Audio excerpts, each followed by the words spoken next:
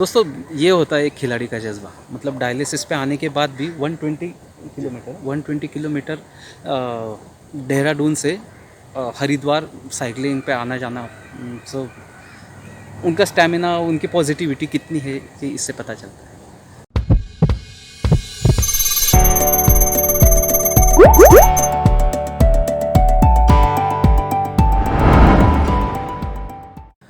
दोस्तों हमारे इर्द गिर्द ऐसे न जाने कितने लोग होते हैं जो हमेशा ज़िंदगी पे रोते रहते हैं। मतलब इतनी सारी कंप्लेंट्स लाइफ को लेकर करते रहते हैं कि मुझे ये नहीं मिला, मुझे वो नहीं मिला। और हमेशा दूसरों से कंपेयर करेंगे कि उसके पास ये है, मेरे पास ये नहीं है।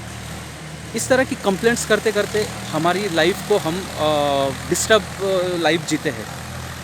और कुछ लोग ऐसे भी होते हैं जो ज़िंदगी में जितनी भी मुश्किलें आती है, कठिनाइयाँ आती हैं, उन कठिनाइयों को लात मारकर वो कठिनाइयों पे जीत हासिल कर आगे बढ़ते रहते हैं।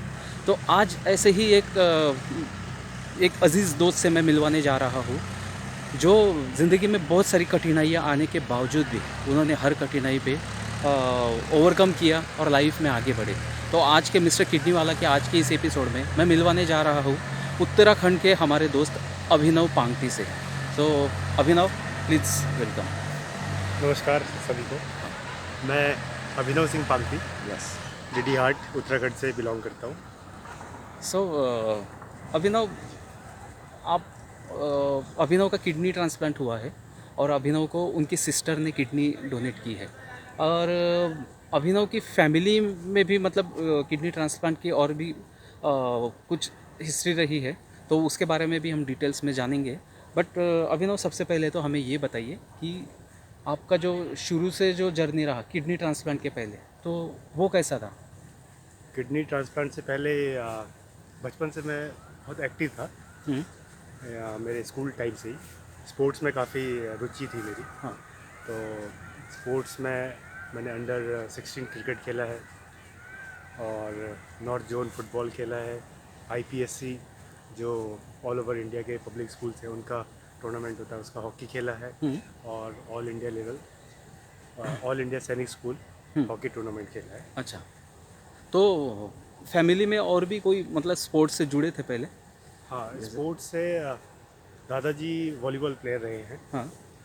और मेरे जो बड़े भाई हैं हाँ। वो भी काफ़ी अच्छे स्पोर्ट्समैन हैं। अच्छा।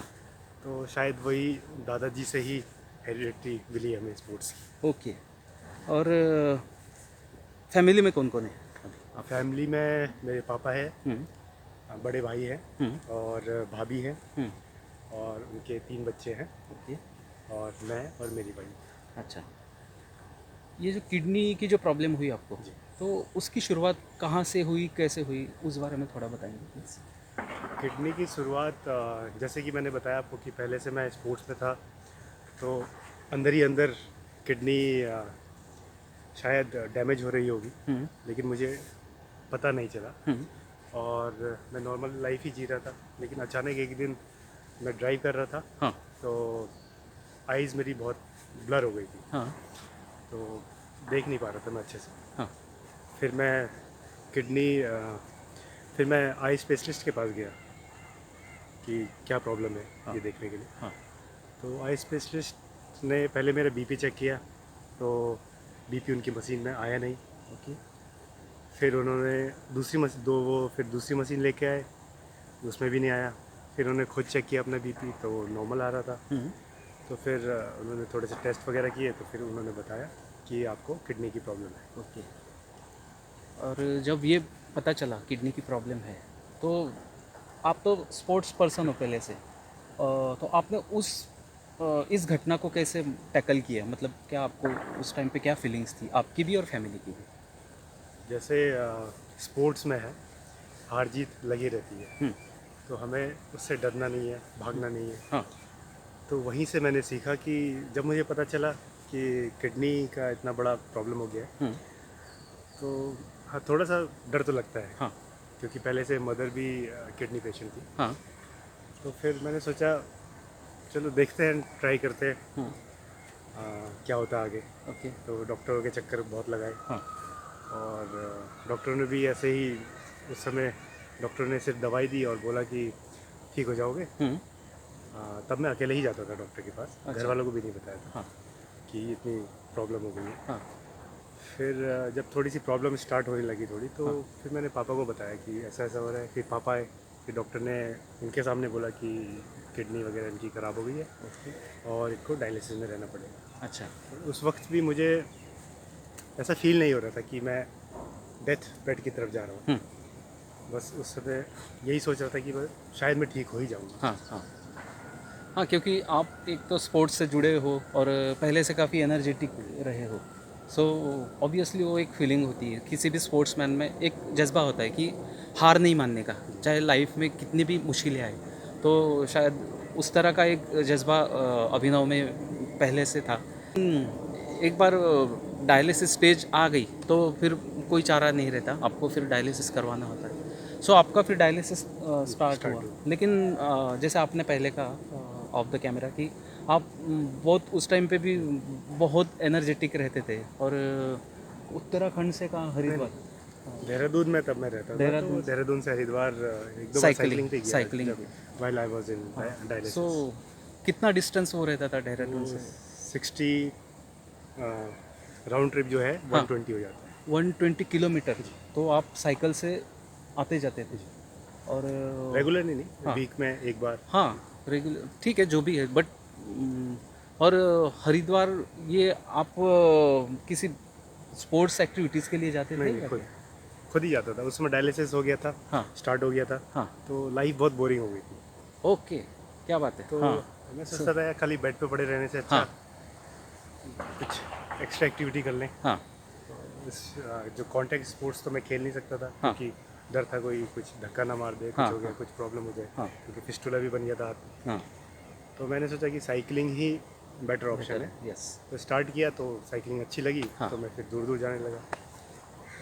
दोस्तों, ये होता है एक खिलाड़ी का जज्बा, मतलब डायलिसिस पे आने के बाद भी 120 किलोमीटर देहरादून से हरिद्वार साइकिलिंग पे आना जाना। सो उनका स्टैमिना, उनकी पॉजिटिविटी कितनी है कि इससे पता चलता है। तो जब मतलब आपका डोनर कैसे आपने फाइंड आउट किया?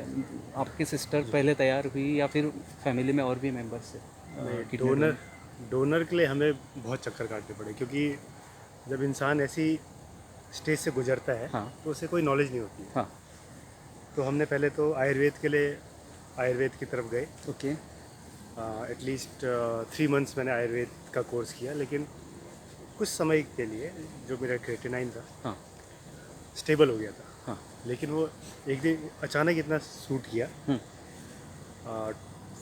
8-9 से वो डायरेक्टली 21 पहुँच गया क्रेटिनाइन। हाँ तो वहाँ से मेरे को थोड़ी और ज़्यादा प्रॉब्लम होने लगी। हाँ, तो फिर आयुर्वेद से भी भरोसा उठ गया उस समय। अच्छा, फिर हमने सोचा कि अब क्या होगा आगे, डायलिसिस में है पहले से, कोई डोनर मिलेगा या नहीं मिलेगा। हाँ तो उसके लिए हमने काफ़ी चक्कर काटे, एम्स के चक्कर काटे, हाँ, और काफ़ी कॉन्टेक्ट्स लगाए कि कहीं से कुछ मिल जाए। ओके, तो फिर माता जी भी हमारी काफ़ी बीमार रहती थी, डायलिसिस होता था उनका, साथ ही होता था मेरा और मम्मी का, हाँ एक साथ ही। तो फिर ये सब कुछ देख के जो मेरी बड़ी बहन है हाँ दीक्षा, हाँ, तो शायद आउट ऑफ लव तो उन्होंने बोला कि इतनी प्रॉब्लम हो रही है हमारी फैमिली में पहले से, हाँ तो ये क्यों झेले। हाँ एक तो झेल ही रही मम्मी, हाँ हाँ, तो मम्मी का भी पहले डायलिसिस चल रहा था। डायलिसिस चल रहा था ऑलरेडी फैमिली में? हाँ, 2 साल हो गए थे उनको डायलिसिस, अच्छा, ओके, ऑलमोस्ट 2 साल। यस। सो तो फैमिली फिर में क्या हालत हो सकती है कि घर में अगर दो दो डायलिसिस पेशेंट है, हम समझ सकते हैं दोस्तों। ओके, सॉरी, कंटिन्यू करें। तो फिर दीदी ने डिसाइड किया कि मैं किडनी दूंगी अपने छोटे भाई को, यस, क्योंकि मैं उन्हीं के साथ रहता था, स्कूलिंग हाँ, और कॉलेज मैंने उन्हीं के साथ किया, उन्हीं के घर पे रह के। तो शायद वही प्यार हाँ की वजह से मुझे वो किडनी मिली। हाँ और इसमें मेरे जीजा जी हेमंत जो हैं, हाँ, उनका दीदी को बहुत सपोर्ट मिला। अच्छा, कि दीदी ने पहले जीजा जी से पूछा हाँ कि मैं ये स्टेप ले रही हूँ, क्या आपकी तरफ से हाँ है या सपोर्ट करते हैं। हाँ, तो उन्होंने बोला जो तू डिसाइड कर रही है वो अच्छा है, किसी न किसी को तो आगे आना है, जी तो ये डिसीजन ले रहे हैं आप, तो जी जी, अच्छा ही डिसीजन होगा। हाँ, तो उनकी तरफ से ऐसे कोई प्रॉब्लम नहीं थी। अच्छा। तो दोस्तों, ये भी एक बहुत ज़रूरी चीज़ होती है कि जब किडनी डोनेट करने की बात आती है, हम अपने पॉकेट में से किसी को 100 रुपये नहीं देते जल्दी, लेकिन अपना बॉडी का एक पार्ट किसी को डोनेट करना है तो इसके लिए बहुत बड़ा जिगर चाहिए होता है। और उतने ही लेवल का जो डोनर डोनेट करने वाला है ऑर्गन्स, तो उसके जो रिलेटिव्स है उन्होंने भी उतना ही सपोर्ट उस बात को देना चाहिए। तो आपके जीजा जी जो है वो नेक दिल इंसान, उन्होंने कुछ प्रॉब्लम नहीं किया। तो फिर कहाँ आपका ट्रीटमेंट कौन से हॉस्पिटल में चल रहा था? फिर जब दीदी ने डिसाइड किया कि किडनी देनी है, हाँ। तो हमने काफ़ी सर्च किया, गूगल हो गया हम्म, और इंटरनेट हो गया, काफ़ी सर्च किया हमने। हम्म, कोई अच्छा डॉक्टर तो मिले, क्योंकि हम्म, ऐसे वक्त में जब तक अच्छा डॉक्टर ना मिले हम्म। तो शायद आप सीधे मौत के कगार पे ही जाते हैं। सही सही बात है। तो फिर हमें डॉक्टर प्रियदर्शी रंजन का पता चला। ये कहाँ के है? ये है फोर्टिस मोहाली। मोहाली, ओके। तो हमने कहा इतना ट्राई कर रहे हैं तो इन डॉक्टर के पास भी चले जाते हैं। हाँ, तो हम वहाँ गए और डॉक्टर रंजन के पास गए हाँ। और उनका स्टाफ जो था काफ़ी हाँ। सपोर्टिव था। हाँ, ऐसा लग रहा था कि हम कहीं बाहर नहीं आए, अपने घर पे ही आए हैं। Okay. As a family member बात करते थे, अच्छा। कोई भी प्रॉब्लम होती थी हमेशा अवेलेबल रहते थे। हाँ, तो हमने डिसाइड किया कि अब इन्हीं से करवाना है जुगल। हाँ। तो फिर 2019 में मेरा किडनी ट्रांसप्लांट हुआ 2019, ओके। हाँ, अक्टूबर में। ओके। और आफ्टर ट्रांसप्लांट उसके 10 या 15 दिन बाद मैं वॉक वगैरह सब करने लगा। अच्छा। हाँ, जिस उस पे भी आते हैं अभी। स्पोर्ट्स का जो आपका लगाव रहा है पहले से, स्पोर्ट्स से आप जुड़े हुए हो, बहुत एनर्जेटिक हो।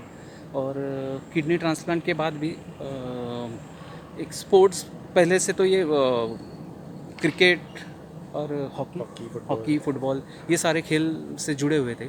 बट किडनी ट्रांसप्लांट के बाद इन्होंने डिस्ट्रिक्ट लेवल की एक चैम्पियनशिप जो है वो जीती। और अपने जज्बा जो है वो कहीं भी उन्होंने कम होने नहीं दिया और लगातार खेल से जुड़े रहे।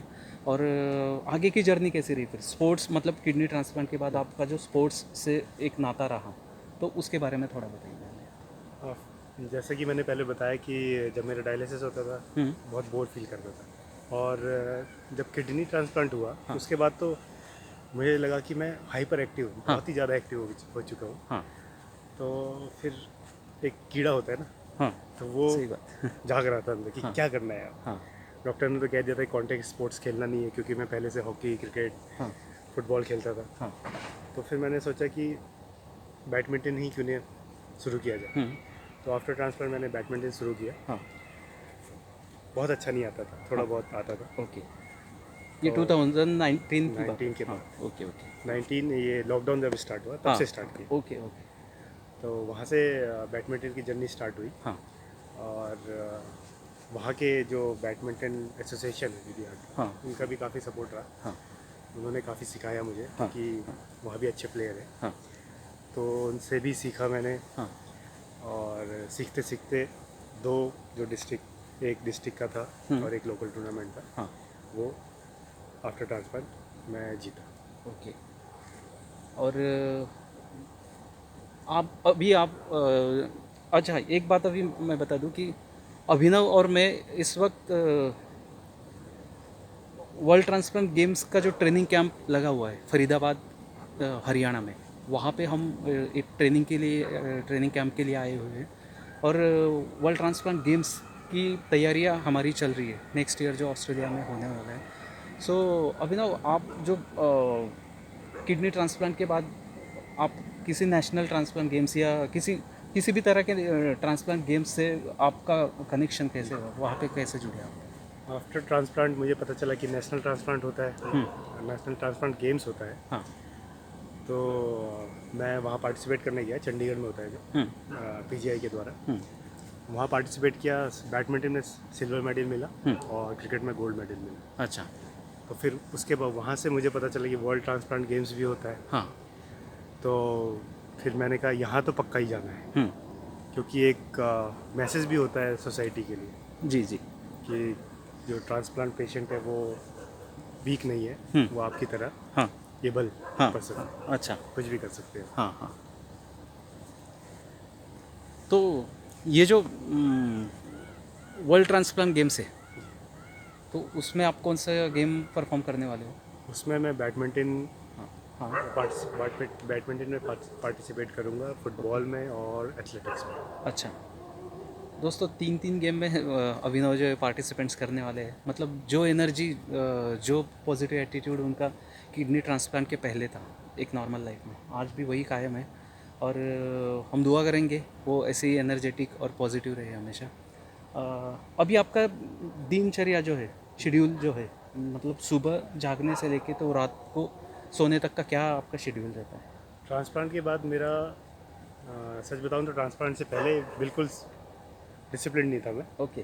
कुछ भी खाता था, कभी भी सो जाता था। हाँ तो लेकिन ट्रांसप्लांट के बाद मेरी लाइफ बहुत चेंज हुई। हाँ स्पेशली जो जो मेरा रूटीन हाँ है वो फिक्स टाइम पे होता है हर चीज़। हाँ हाँ। सुबह कितने बजे उठ जाते हो? सुबह मैं अराउंड गर्मियों में 5 बजे तक उठ जाता हूँ अच्छा। और विंटर्स में 6 साढ़े 6 बजे तक। अच्छा अच्छा, उत्तराखंड में तो काफ़ी ठंड जी, पड़ती है। बहुत ठंड। सबसे ज़्यादा ठंड उत्तराखंड में, मतलब उत्तराखंड भारत के उन प्रदेशों में से जहाँ पे बहुत ज़्यादा ठंड पड़ती है। तो शादी से पहले मैं ब्रेकफास्ट अपने लिए खुद ही बनाता था, अच्छा। क्योंकि मैं रोटी वगैरह अवॉइड ही करता था सुबह। हाँ तो इसलिए पोहा या ओट्स हाँ या बॉइल्ड एग्स ऐसे हल्के जो हाँ ब्रेकफास्ट होते थे वो खा लेता था। हाँ। और उसके बाद फिर अपने काम पे चले जाते थे। हम्म, फिर ठीक 1 बजे लंच, हाँ 1 बजे के बाद वही काम हाँ। फिर से। फिर ठीक 4 बजे मैं खेलने चले जाता था, हाँ। 4 से 7 बजे तक। अच्छा। उसके लिए मैंने टाइम निकाला था अपने हाँ फिटनेस के लिए। हाँ 2 से 3 घंटा जी मैं ज़रूर देता हूँ जी। अभी भी। हाँ। और 8 बजे डिनर हाँ। और 10:30 या 11 बजे तक मैं सो जाता हूँ। ओके। दोस्तों, जितनी मोटिवेशनल स्टोरी इनकी, मतलब ट्रांसप्लांट लाइफ की है, उतनी ही ब्यूटीफुल इनकी मैरिज लाइफ की भी एक जर्नी रही है। तो उस बारे में भी, और आपका जो ब्रदर इन लॉ है, तो उनके बारे में भी, हीरा इनका एक ब्रदर इन लॉ है, तो वो भी किडनी रेसिपेंट है। और दोनों की जोड़ी बहुत अच्छी है। लेकिन इस जोड़ी के साथ साथ एक और जोड़ी है, तो वो फैमिली के बारे में, फैमिली बैकग्राउंड के बारे में आप कुछ बताइए प्लीज़। जैसा सर ने बताया कि हीरा सर जो है हाँ वो मेरे ब्रदर इन लॉ है। ब्रदर इन लॉ बनने की स्टोरी कुछ रोचक है। जी, मैं आपको शेयर हमें करना वही चाहूँगा। वही जानना चाहेंगे हम आफ्टर लोग। ट्रांसप्लांट सभी को एक डर रहता है हाँ कि शादी कैसे हो, हाँ फैमिली कैसे होगी। हाँ तो पता नहीं, शायद भगवान ने जोड़ी बना दी होगी हाँ हमारी। हाँ। तो कहीं से पता चला कि हीरा सर की भी सिस्टर है। और ऐसे घूमते घूमते रिश्ता आ गया। अच्छा। सो तो ये फिर अब, हमने भी, हाँ जी, हाँ जी, हाँ जी, कंटिन्यू। तो हमने फिर जो अभी मेरी प्रेजेंट वाइफ है, हाँ तो उनसे उनकी फैमिली को हमने मैसेज भेजा कि हम शादी करने के लिए, हाँ, मतलब रिश्ता जोड़ने के लिए किडनी ट्रांसप्लांट के बाद। आफ्टर किडनी हाँ ट्रांसप्लांट। हाँ क्योंकि वो भी, जो मेरी वाइफ है वो भी डोनर है अपने हाँ बड़े भाई। हाँ तो उन्होंने किडनी डोनेट करी है। तो ये चीज़ वो बहुत इजीली समझ गए, हाँ क्योंकि वो चीज़, जिस चीज़ से हम गुजरे हैं हाँ उसी चीज़ से वो भी गुजरे थे। हाँ हाँ तो सबसे अच्छी बात मुझे उनकी ये लगी, जो मेरी वाइफ है उनकी ये लगी कि हाँ मैंने बोला किडनी ट्रांसप्लांट हुआ है मुझे, हाँ मेरा, और फ्यूचर पता नहीं, अनसर्टेन है, हाँ। कुछ भी हो सकता है आगे। जी तो उन्होंने ये बोला कि इससे मुझे कोई प्रॉब्लम नहीं है, मेडिकल साइंस बहुत आगे पहुंच गई है। जी जी, बहुत तो डेवलप हो कुछ चुका है। जी प्रॉब्लम भी होगी तो डॉक्टर को दिखा लेंगे। हाँ तो ये बात सबसे ज़्यादा मुझे दिल को छुई। जी जी। तो फिर हमारी बातचीत होती रही। हाँ। फिर अभी रिसेंटली 2021 में मेरी शादी हुई अक्टूबर में। ओके। तो अभी ज़्यादा टाइम नहीं हुआ है। अच्छा। So you have kids? No, Okay. अभी अराउंड 8 मंथ हो रहे हैं शादी। Okay okay. दोस्तों, एक ब्यूटीफुल स्टोरी जो है इनकी रही, मतलब इनके ब्रदर इन लॉ भी ऑलरेडी किडनी रेसिपेंट है। बट इन जितना बड़ा कलेजा, जितना बड़ा दिल इनकी सिस्टर का है, उन्होंने अपना किडनी डोनेट किया अभिनव को, उतना ही बड़ा दिल इनकी जो वाइफ है, उनका नाम क्या है? आशा, आशा। एक मतलब आशा आशा बन एक गई। आशा बन के आ गई इनके लाइफ में। और इन सारी कंडीशंस पता होते हुए भी उन्होंने अभिनव को अपनाया और जीवन साथी बनाया, और अभी जो है उनकी ब्यूटीफुल जर्नी जो है वो चल रही है। और हम दुआ करेंगे कि ये जोड़ी और ये फैमिली मतलब एक लंबा सफ़र तय करे और ज़िंदगी को खुल के जिए। आपका जो बिज़नेस है उसके बारे में कुछ बताइए। हमारा बिज़नेस उत्तराखंड के एक छोटे से शहर में है, हाँ जिसका नाम डीडी आर्ट है। हाँ। हमारा बिज़नेस स्पोर्ट्स एंड स्टेशनरी का है, जो कि 1964 में स्टार्ट हो गया था। अच्छा, तो वो किसने स्टार्ट किया था? वो दादाजी ने स्टार्ट किया था आफ्टर रिटायरमेंट। ओके। जॉब में थे जब हाँ। 1940 हाँ 40s में वो जॉब में ही थे। हाँ। तो उन्होंने आफ्टर रिटायरमेंट ये स्टार्ट किया। अच्छा। फिर पापा ने भी देखा। हाँ। पापा भी गवर्नमेंट सर्विस में थे, हाँ तो उन्होंने भी काफ़ी उसको मेंटेन किया और देखा। फिर बड़े भाई साहब ने देखा। फिर अब मेरी बारी है वो देखने की। अच्छा। सो अब ये अभिनव जो है वो पूरी तरह से अपना लाइफ जो है वो खुल के जी रहे हैं, व्यस्त रहते हैं, लाइफ में मस्त रहते हैं, बिजनेस संभालते हैं, स्पोर्ट्स एक्टिविटीज़ से जुड़े हुए हैं, और आप कुछ सोशल एक्टिविटीज़ भी करते हो? सोशल अभी तो स्टार्ट नहीं किया है। हाँ। यही सोचा है कि अगर जैसे आप कुछ सोशली करना चाहते हैं, हाँ। तो पहले लोग कहते हैं कि इसने किया क्या है। जी, सही सही बात है। क्योंकि मैं किसी को समझाने जाऊँगा हाँ किडनी ट्रांसप्लांट के बारे में या ऑर्गन डोनेशन के बारे में, हाँ। तो लोग समझते नहीं है। हाँ क्योंकि कोई भी लेमैन आदमी चला जाए हाँ। ऑर्गन डोनेशन के लिए, जी तो लोग कहेंगे अरे इसने तो कुछ किया नहीं है, जी जी। खाली किडनी ले ली है हाँ, और हमें सही ज्ञान दे रहा सही है। बात है। तो मैं यही तो सोच पहले एक एग्जांपल आप सेट करना चाहते हो, उसके बाद में सोशल। जी सही बात है। जी। जब तक हम कुछ एग्जांपल सेट नहीं करते सोसाइटी में, तब तक सोसाइटी से भी हमें एक्सेप्टेंस नहीं मिलता है। तो आई थिंक इस काम के लिए अभी ये प्रयास कर रहे हो, और इस काम के लिए भी हम ढेर सारी शुभकामनाएं देते हैं। आप जो बाकी किडनी पेशेंट है या बाकी जो ऑर्गन रेसिपिएंट है, तो उनको क्या मैसेज देना चाहोगे? जो ऑर्गन रेसिपिएंट है उनको मैं यही मैसेज देना चाहूँगा कि आपको ये दूसरी ज़िंदगी मिली है, इसको मतलब खुशी खुशी जिए, कोई टेंशन ना ले, स्ट्रेस ना ले, हाँ। जितना हंस सके हंसिए। बिल्कुल सही कहा दोस्तों कि जो नई ज़िंदगी मिली है, जो बोनस लाइफ मिला है, तो उसको खुल के जीना चाहिए। चाहे वो ज़िंदगी मायने नहीं रखती। वो बाबू मोशाय ने कहा है ना कि ज़िंदगी बड़ी होनी चाहिए, लंबी नहीं। तो उसी जज्बे से जो है अभिनय आज ज़िंदगी जी रहे हैं, अपनी लाइफ में खुश है, और फैमिली भी इनकी काफ़ी समझदार है, और दुआ करते हैं आपका ये सफ़र जो है यूं ही हेल्दी रहे, हैप्पी रहे, और आगे भी आपको लंबी आयु मिले, हेल्दी लाइफ मिले। एक चीज़ और कहना चाहूँगा, जी बिल्कुल। आपने फैमिली का जिक्र किया, जी तो मैं यही मानता हूँ कि भगवान का शुक्रगुजार हूँ कि मुझे इतनी अच्छी फैमिली मिली। जी सभी का सपोर्ट मिला। मेरी सबसे पहले तो मेरी बड़ी सिस्टर का, दीक्षा का, जिन्होंने किडनी दी। जी। और एक सिस्टर है मीनाक्षी, सुलक्षणा, इन्होंने भी काफ़ी सपोर्ट किया। सबका डिपार्टमेंट अलग अलग था। किडनी देने का काम सिस्टर का था। हाँ फिर बीच वाली जो मीनाक्षी है वो आफ्टर ट्रांसप्लांट मेरी देखभाल करती थी। हाँ और छोटी वाली जो सिस्टर है उन्होंने सारे डॉक्यूमेंट्स जो किडनी के समय बनते हाँ हैं हाँ। वो सब अरेंज किए। जी और बड़े भाई साहब का हमेशा सपोर्ट रहता है मुझे। हाँ। और पिताजी जो हमारे हैं वो तो भगवान के स्वरूप हैं। बिल्कुल बिल्कुल। दोस्तों आज के दौर में जहाँ पे फैमिलियाँ जो है, परिवार जो है बिखरते जा रहे हैं, ऐसे दौर में आज अभिनव और उनकी जो फैमिली है एक एग्जांपल है सोसाइटी के लिए कि चाहे कितनी कठिनाइयाँ क्यों ना आ जाए, लेकिन हमेशा एक दूसरे का साथ देना है, एक दूसरे को साथ लेके चलना है। और ये मुझे लगता है जैसे ये एक एग्जांपल है सोसाइटी के लिए, वैसे इनकी फैमिली जो है वो भी एक बहुत बड़ा और बहुत अच्छा एग्जांपल है सोसाइटी के लिए। सो अभिनव, मिस्टर किडनी वाला के हमारे इस यूट्यूब चैनल में आने के लिए और आपके सारे जो फीलिंग्स है, आपकी जो जर्नी है वो शेयर करने के लिए बहुत बहुत धन्यवाद। आपका भी बहुत बहुत धन्यवाद। Thank you.